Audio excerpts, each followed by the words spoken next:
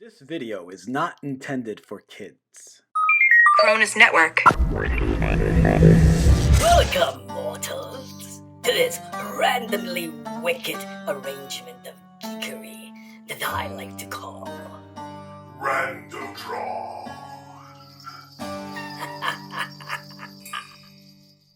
It's time to play Crazy Taxi! Nowadays, you can play Crazy Taxi on your mobile device. Here's the iOS version, and it's free to play. Or we can go hardcore and buy the arcade machine on eBay. Okay, we're playing this on mobile. Pick up a customer, drive to the destination, stop at the goal, make as much money as possible.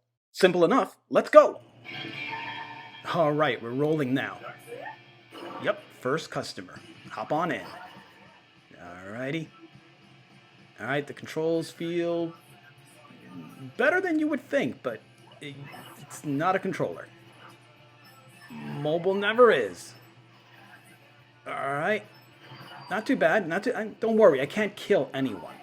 The system won't let me. Except for that guy. That guy might actually be dead. Alright. Solid fun factor. Great music. You may want to use a controller. Yeah! Fatality! All those movies we grew up watching, like Mad Max and Dawn of the Dead, and just all those apocalyptic stories, and how there was always resources that were coveted above all other resources. Like in Mad Max, it was gasoline. If you're watching Fury Road, it was gasoline, bullets, and breast milk for some reason. But okay. I mean, even water, those things always made sense to me. But all those movies, they got it wrong. Because the thing that will be most coveted during the apocalypse is toilet paper. Toilet paper is the thing. Sitting very comfortably. We never saw this coming. 2,000 rolls. Toilet paper.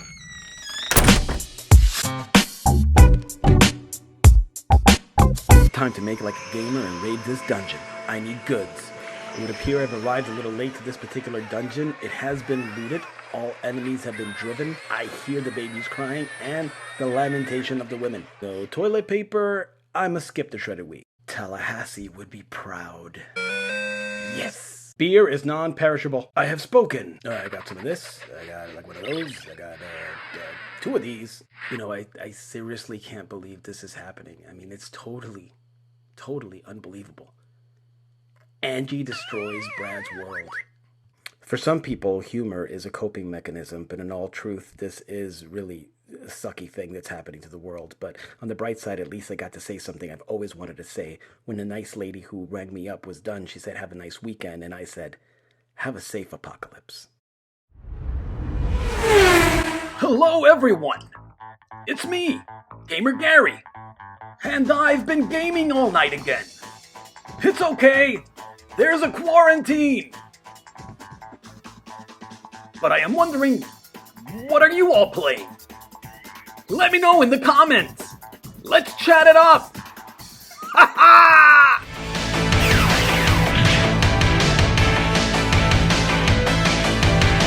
Yeah! Ha ha! So why do I love Blazing Chrome so much? Well, it's a neo-retro title. It's a throwback to the old Contra days, and it's pretty stylish at that. It has a jacked up 16-bit aesthetic, so it looks really cool, but yet very reminiscent of what you would have played back in the 16-bit era. The play mechanics are pretty straightforward, so if you pick up the controller, you're gonna know how to play it. There's a cool rolling dash mechanic to get out of harm's way, a lot of run and gun action.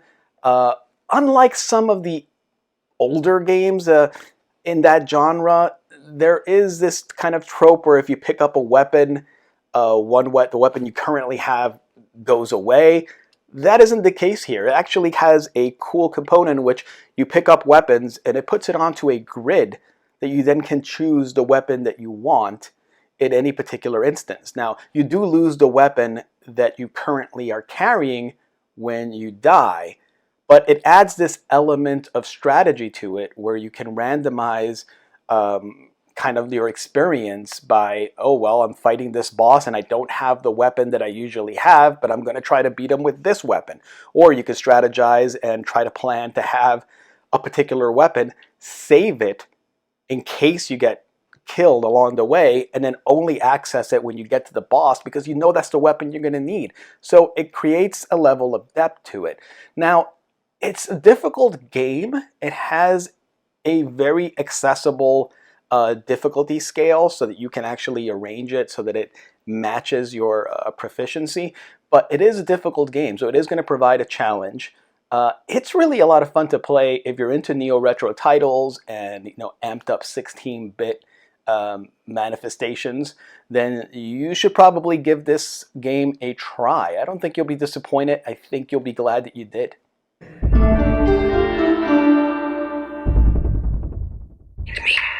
Walk right up to me, and I wouldn't be able to see him.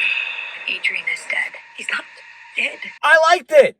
This movie is far better than it has any right to be.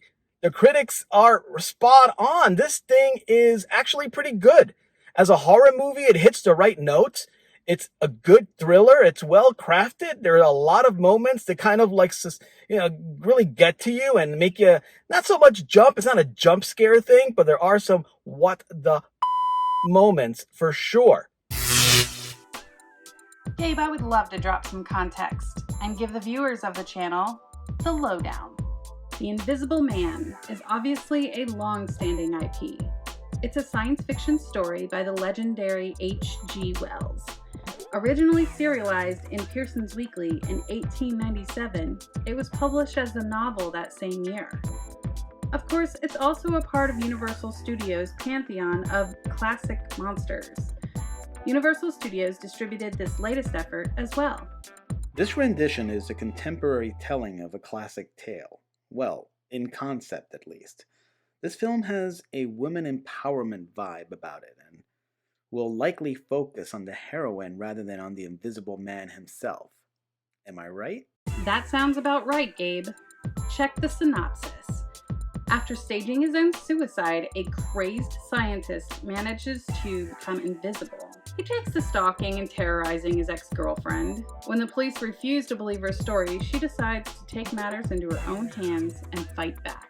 The flick was released on February 28th of 2020. It was written and directed by Lee Winnell on a budget of $9 million and is Blumhouse's latest exploration of horror. So Gabe, what would you do if you were invisible? Hey, do you like milk but you're off the dairy? Not a problem. They have a thing now. It's called almond milk. I mean, it's even chocolate. It's actually pretty good. I mean, this one has cashew. It has another kind of nut in there, but it's really good. And in case you're wondering, no, they did not sponsor this video. I just really like this milk and I thought I'd tell people about how cool it is. It's good. And look, 10 grams of protein. Really good stuff. Get some almond milk today. The film is not going to blow you away with its cinematography or anything like that. It's not going to win an Oscar, but it's well directed and the story manages to be interesting and mysterious. It creates suspense and tension. I was concerned it would lean heavily on tropes, but it comes off as fairly original, despite having a heroine no one believes and whose sanity is questioned, as only she can see what is really happening. Originality is sometimes about remixing elements into something that feels fresh, and that's accomplished here. I hope you enjoyed this episode of Randotron. Subscribe, thumbs up, and I'll bring you more Randotron.